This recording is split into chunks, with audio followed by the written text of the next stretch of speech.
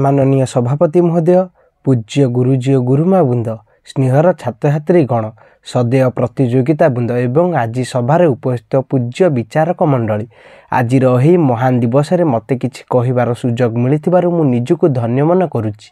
आज हूँ आम देशर प्रथम प्रधानमंत्री पंडित जवाहरलाल नेहरू जन्म दिवस। 1889 मसीहा नवेम्बर मास 14 तारिख में आलाहाबाद ठारे जन्मग्रहण करते। से पिला मानकु बहुत भल पाउथिले।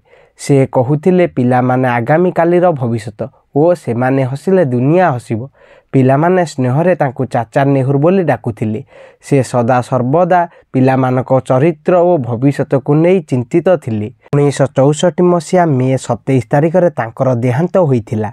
शेषरे मु सेही महान व्यक्ति पाद पद्म प्रणाम जनाई मोर वक्तव्य शेष करुच्ची। दर्शक बंधु, यदि वीडियोटी भल लगी थाए तेबे वीडियोटी को लाइक करी चैनल को सब्सक्राइब करंतु।